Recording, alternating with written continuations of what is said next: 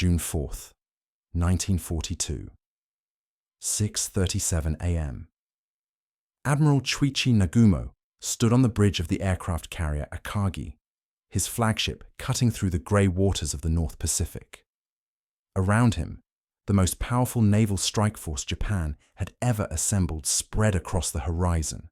4 fleet carriers, 2 battleships, 3 cruisers, 11 destroyers. The pride of the Imperial Japanese Navy, veterans of Pearl Harbor, victors of the Indian Ocean raids. They had come to Midway to finish what they started 6 months earlier. Instead, in the next 4 hours, Nagumo would watch his fleet die. But at 6:37 a.m., none of that had happened yet. The morning air was crisp, visibility excellent.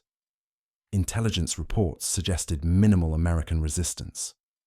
The plan was elegant in its simplicity. Strike Midway Island, destroy its defenses, then turn to annihilate the American fleet when it inevitably sailed to defend the vital outpost. 2 decisive victories in one operation. Japan would control the Central Pacific, force American negotiations, win the war. Nagumo had executed similar operations flawlessly before. There was no reason this should be different. Except everything was different.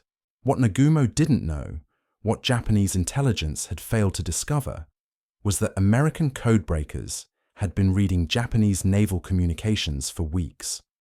They knew exactly when the attack was coming, exactly where it would strike, exactly how many ships Nagumo commanded. Admiral Chester Nimitz had positioned 3 American carrier task forces northeast of Midway, waiting in ambush. The hunters had become the hunted, and Nagumo was sailing blind into the most catastrophic naval defeat in Japanese history. The first sign of trouble came at 5:34 a.m. A Japanese reconnaissance seaplane reported unusual activity around Midway. Too many aircraft for a routine garrison. Too much movement for a sleeping base. The island was awake, alert, preparing for battle. Nagumo absorbed this information without alarm. American defenders had spotted his approach. So what? They had spotted him at Pearl Harbor too. And it hadn't mattered. Japanese pilots were the best in the world. Japanese aircraft were superior. Japanese tactics were proven. A few extra American planes wouldn't change the outcome. At 6 a.m., the first wave launched. 108 aircraft rose from the decks of Akagi, Kaga, Soryu, and Hiryu. Bombers, fighters, torpedo planes. They formed up in perfect formation and headed southeast toward Midway, 240 miles away. Nagumo watched them disappear into the morning sky with satisfaction. In 90 minutes, Midway's defenses would be in ruins. Phase 1 of the operation would be complete. But as the strike aircraft vanished over the horizon, Nagumo faced his first critical decision. Japanese doctrine called for keeping half his aircraft in reserve, armed and ready for anti-ship operations. If American carriers appeared, these planes would destroy them. The problem was that no one knew where the American carriers were, or if they were even in the area. Japanese reconnaissance had been spotty, incomplete. The Americans might be 1,000 miles away. They might be right over the horizon. Lieutenant Commander Minoru Genda, Nagumo's air operations officer, recommended keeping the reserve aircraft armed with torpedoes and armor-piercing bombs, anti-ship weapons for anti-ship missions. If American carriers appeared, they'd be ready. But if no carriers appeared, these aircraft would be useless for the inevitable second strike against Midway. The island's defenders would recover, rebuild, counterattack. The operation might fail for lack of follow-up bombing. Nagumo studied the intelligence reports again. No confirmed American carriers within 500 miles. Midway was the primary target. Destroying its facilities completely took precedence over preparing for threats that might not exist. At 7:15 a.m., he gave the order that would haunt him for the rest of his life. Rearm the reserve aircraft with high-explosive bombs. Prepare for a second strike against Midway. The decision seemed logical, even inevitable, but it was catastrophically wrong. At that exact moment, American dive bombers from the carrier Enterprise were already airborne, flying toward Nagumo's fleet. The American carriers weren't 500 miles away. They were 200 miles northeast, hidden by weather fronts and perfect positioning. Japanese reconnaissance had missed them completely. As Japanese ordnance crews began the complex process of switching weapons on nearly 100 aircraft, the first wave reached Midway. The attack was devastating, but not decisive. American fighters rose to meet them, outnumbered but fighting desperately. Anti-aircraft guns hammered the sky. Buildings exploded. Runways cratered. Fuel dumps erupted in flames. But Midway didn't surrender. Its radio kept broadcasting. Its remaining aircraft kept launching. Its defences, though battered, remained functional. At 7 a.m., the strike commander radioed back to Nagumo. Second attack necessary. The message was brief, professional, devastating. One strike hadn't been enough. Midway required a second attack to complete its destruction. Nagumo's decision to rearm with high-explosive bombs suddenly looked prescient. The reserve aircraft would be perfectly equipped for the follow-up mission. But then, everything started going wrong at once. At 7:28 a.m., a Japanese reconnaissance seaplane reported what Nagumo had been dreading. 10 enemy surface ships bearing 010 degrees, distance 240 miles. American warships, possibly including carriers, exactly where intelligence had said they wouldn't be. The message was incomplete, maddeningly vague. What kind of ships? How many carriers? What course and speed? The pilot didn't specify, couldn't specify, was probably too busy avoiding American fighters to conduct detailed reconnaissance. Nagumo stared at the message, his mind racing through impossible calculations. If those ships included carriers, they posed an existential threat to his entire fleet. Carrier aircraft could reach his force within 2 hours. His own strike aircraft was still over Midway, wouldn't return for 90 minutes. His reserve aircraft were in the middle of rearming. Torpedoes and armor-piercing bombs removed. High-explosive bombs not yet installed. They were combat ineffective, useless for either mission. At 7:45 a.m., the reconnaissance pilot sent another message. Enemy force accompanied by what appears to be a carrier. One carrier. Maybe more, but at least one. Definitely a carrier. American carrier aircraft were probably already launching, already heading toward his fleet. Nagumo had perhaps 2 hours before they arrived. 2 hours to prepare his defences, rearm his aircraft, position his fleet for battle. He gave another order that would compound the disaster. Stop rearming with high-explosive bombs. Switch back to torpedoes and armor-piercing bombs. Prepare for anti-ship operations. The ordnance crews, who had been working frantically to remove torpedoes and install high-explosive bombs, now had to reverse the entire process. Remove the high-explosive bombs, reinstall the torpedoes. Double the work, double the time, double the confusion. The hangar decks of all 4 carriers became scenes of barely controlled chaos. Bombs and torpedoes scattered everywhere as crews rushed to complete the rearming process. Aviation fuel hoses snaked across the deck. Ammunition carts blocked passageways. Aircraft engines warmed up, adding heat and noise and the constant risk of fire. Everything that could go wrong was about to go wrong. At 8:30 a.m., the first wave returned from Midway. Fuel running low, many aircraft damaged, pilots exhausted from combat. They needed to land immediately, but the flight decks were cluttered with rearming aircraft. The reserve planes, half-armed and immobile, blocked the landing areas. Nagumo faced an impossible choice: clear the decks for landing, leaving his fleet defenseless against American attack, or keep the reserve aircraft spotted for launch, letting his Midway strike force crash into the ocean. He chose to recover his aircraft. The reserve planes were pushed aside, weapons half installed, fuel hoses still connected. The returning strike aircraft landed one by one, each recovery eating precious minutes. By 9:18 a.m., All aircraft were aboard, but none were ready for combat. The hangar decks remained chaotic. The rearming process was incomplete. His most powerful weapons were temporarily useless. At 9:20 a.m., lookouts spotted aircraft on the horizon. American aircraft, coming in low and fast from multiple directions. Torpedo bombers from the carriers Hornet and Enterprise, followed by fighters, spread across the morning sky like an approaching storm. Nagumo's worst nightmare was materializing exactly as he'd feared. The American carriers hadn't just found him. They had coordinated a strike while his own aircraft sat helpless on his hangar decks. The next 20 minutes would reveal the fatal flaw in Japanese tactical thinking. For 6 months since Pearl Harbor, Japanese naval aviation had operated with impunity. They had struck when they wanted, where they wanted, against enemies who couldn't fight back effectively. They had never faced coordinated carrier-to-carrier combat against opponents who knew they were coming. They had never been forced to defend while simultaneously preparing to attack.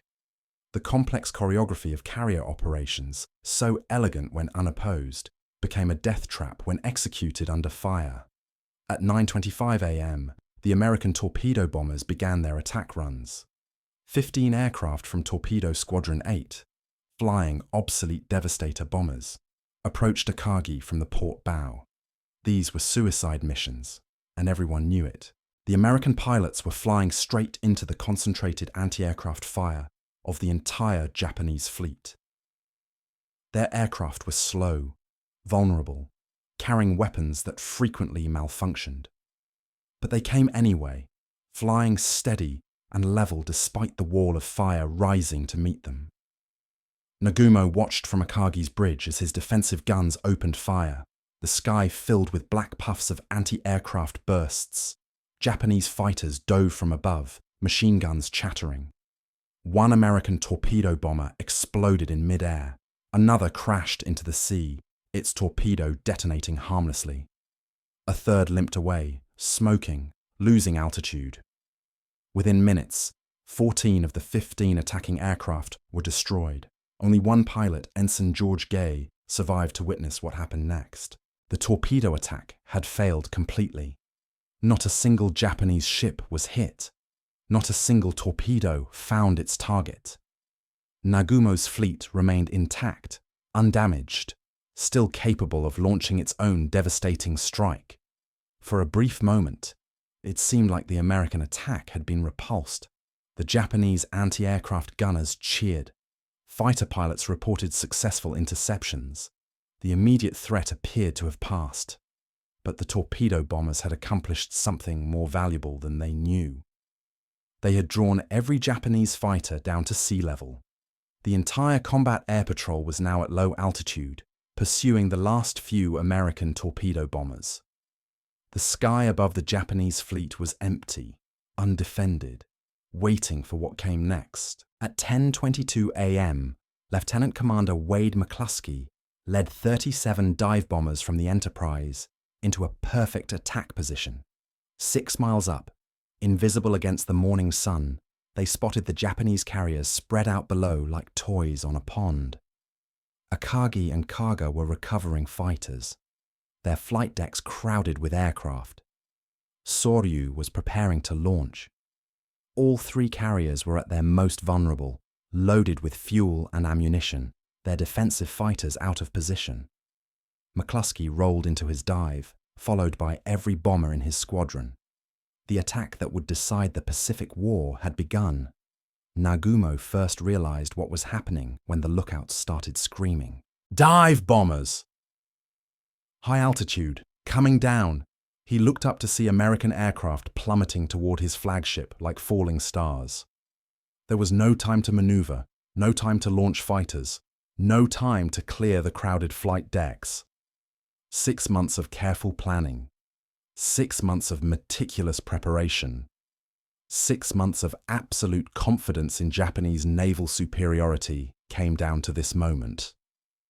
American bombs were falling toward his fleet, and there was nothing he could do to stop them. The first bomb hit Akagi at 10:26 a.m. 1,000 pounds of high explosive, striking just behind the bridge where Nagumo stood. The explosion lifted the flight deck like a giant hand, tossing aircraft into the air, rupturing fuel lines, igniting fires that would burn for hours. A second bomb hit near the forward elevator, jamming it permanently. A third bomb missed, exploding in the water close enough to flood several compartments.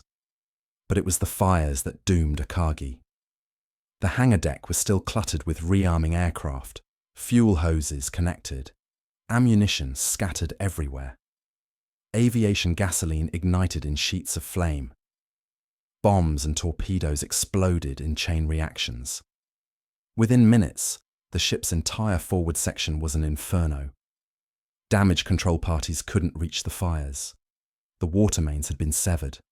The ventilation system was spreading smoke throughout the ship. At the same moment, dive bombers from Yorktown were destroying Soryu. 4 bombs in rapid succession, turning Japan's newest carrier into a blazing wreck. The hangar fires spread so quickly that the crew had only 20 minutes to abandon ship. Soryu would sink before evening, taking 718 men with her. Kaga suffered the worst fate of all. Multiple bomb hits turned the veteran carrier into a floating volcano. The fires burned so intensely they could be seen from 40 miles away. Explosions rocked the ship every few minutes as stored ammunition cooked off. By afternoon, Kaga was a blackened hulk, settling by the bow, her crew jumping into the oil-covered water to escape the flames. 3 carriers destroyed in 6 minutes. The most devastating 6 minutes in naval history. Japan's margin of superiority in the Pacific War, built over decades of careful planning and training, evaporated in less time than it takes to order lunch. Nagumo stood on Akagi's bridge, surrounded by smoke and flames and the screams of wounded men, and understood with perfect clarity that the war was lost. Not just the battle, the war itself. Japan had begun the Pacific conflict with 10 fleet carriers.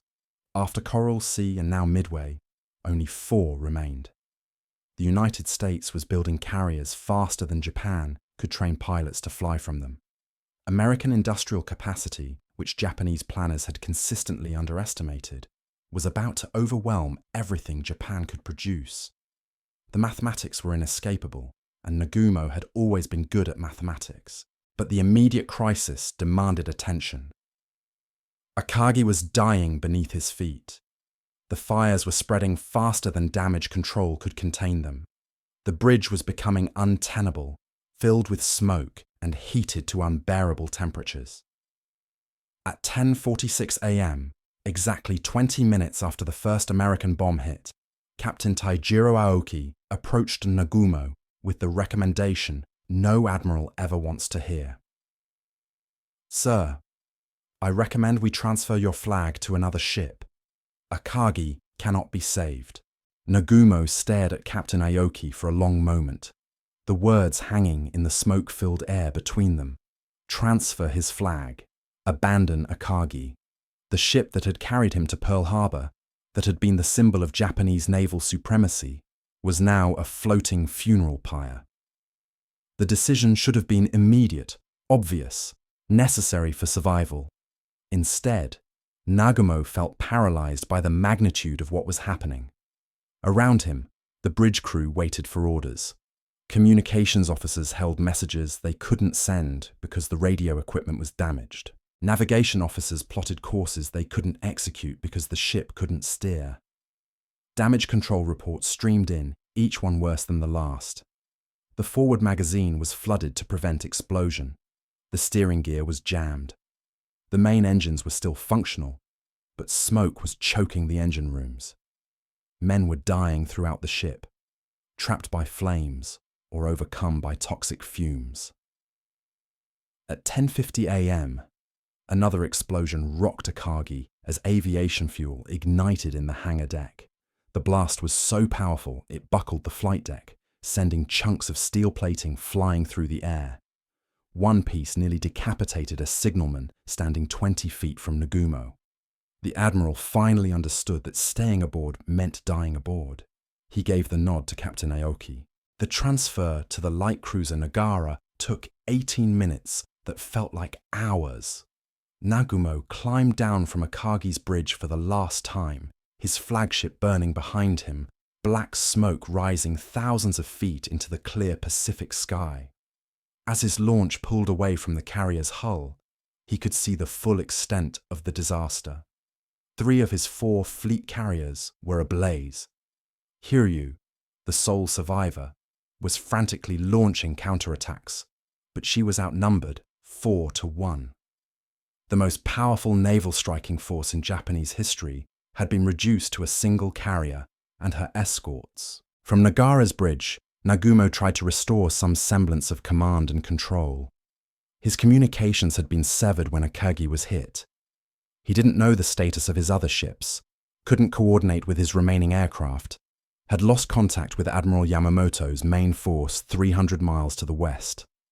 For the first time in his career, Nagumo was commanding blind, making decisions based on fragmentary reports and visual observations of burning ships. The reports that did reach him painted an increasingly desperate picture. Soryu had already sunk, taking most of her crew with her. Kaga was listing heavily to port, her magazines flooding to prevent catastrophic explosion.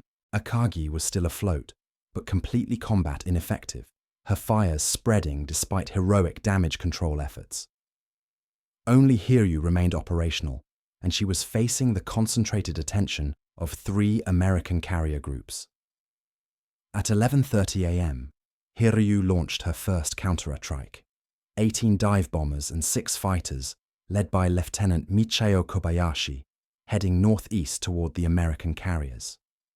It was a pitiful force compared to the massive strikes Japan had launched that morning, but it was everything Hiryu could manage.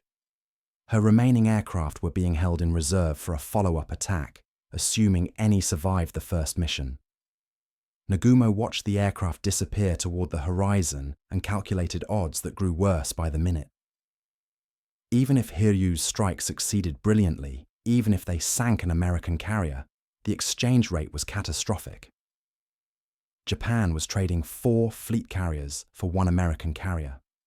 In a war of attrition, such mathematics led inevitably to defeat. The Americans could replace their losses. Japan could not. At 10:26 a.m. on June 4, 1942, Admiral Nagumo learned what every military commander dreads, that perfect plans mean nothing when your enemy knows you're coming. That tactical brilliance becomes tactical suicide when executed against prepared opponents. That 6 months of victories had created overconfidence that made catastrophic defeat inevitable. In 6 devastating minutes, American dive bombers had ended Japanese naval supremacy forever.